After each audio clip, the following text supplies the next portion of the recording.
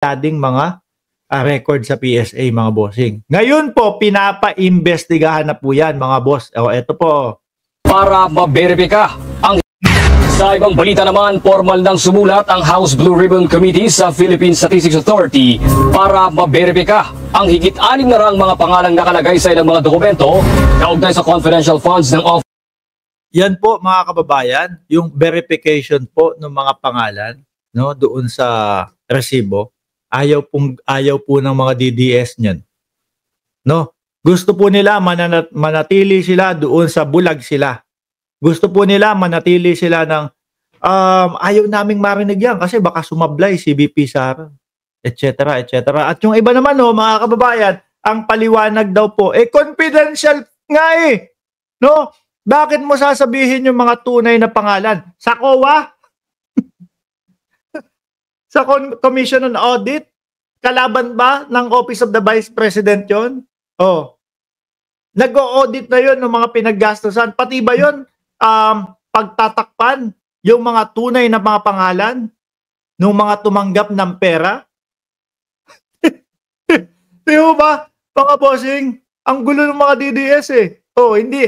Confidential fund. Confidential sa atin. No? Confidential sa mamamayang Pilipino. Kaya lang, meron ng mga nakitang butas. Merong mga nakitang labis na paggasta. Kaya naman, iniimbestigahan na. Nung nakita, yung mga resibo galing sa COA, iba't ibang pangalan yung nakita.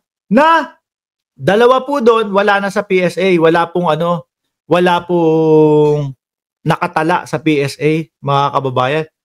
Live birth, certificate of live birth, certificate of death, certificate of death, ano pa? Senomar, certificate of no marriage, wala lahat. So malamang sa alamang po, yung 675 pa, baka ganyan din ho. Office of the Vice President, nagpabalita nagsaserbisyo sa Kamara, si Pamela Vasquez, Pam. Steve, 677 ang bilang ng mga pangalang ipinasisilip ng House Blue Ribbon Committee sa database ng PSA. Ang mga pangalan... Baka may makita pa tayo dyan, mga bossing, ano? Doritos, ang pangalan Doritos, si Mr. Chip, sino pa? Si Pringles, Toyota, o kung ano, Honda, lahat na! Meron pang SM, yung mga ganun pa. Meron pang, kung ano-ano lang invento, mga bossing. Nabigla po kasi sila dyan. Bigla silang hiningan ng mga ganyan. Kaya nag-produce sila. Kaya hindi na nila naintindihan. Basta manghula ka na lang ng kung ano-anong mga pangalan dyan. Pangalan na ito ang nagasulat bilang beneficiaries ng confidential funds ng OVP. Ipinadala ni Committee Chair at Manila 3rd District Representative Joel Chua ang sulat matapos lumabas na wala sa kanilang record ang mga pangalan ni Mary Grace Piatos at Kokoy Villamin. Kasama sa records na titingnan ay ang certificate of birth, marriage at death. Aminan tayo, mga DDS. Ayaw nyo nung ganyan, ano? Ayaw nyo nung iniimbestigahan, ano? No? Ayaw nyong malaman yung katotohanan, ano? Kasi masakit sa inyo. No?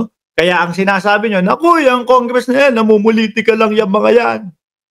Diba? Kaya paulit-ulit kayo na ganon. Binigyan din ni Chua ang kahalagahan na masuri ang mga pangalan para matukoy kung hindi gawa-gawa ang acknowledgement receipts maging ang pagkakakilanlan ng mga nakapirma rito. Hiniling na rin ni Chua sa PSA na mapabilis ang verification process at mabigyan sila ng soft at hard copies oras na mayroon ng resulta. Ang sakit na ho siguro ng ulo ng ating Vice Presidente, mga kababayan. Biruin mo, nandiyan yung i-discuss yung confidential funds, hindi pa din nila nadidiscuss. Nandiyan ho yung pagbabanta sa Pangulo, no? Nandiyan pa yung iba pa, mga kababayan. Sakit ho sa ulo yan, mga boss. Chief Amo, sir.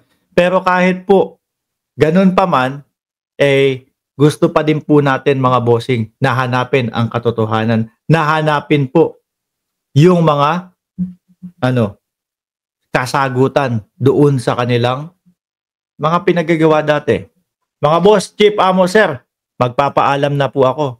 Maraming salamat sa inyong lahat. God bless po sa ating lahat.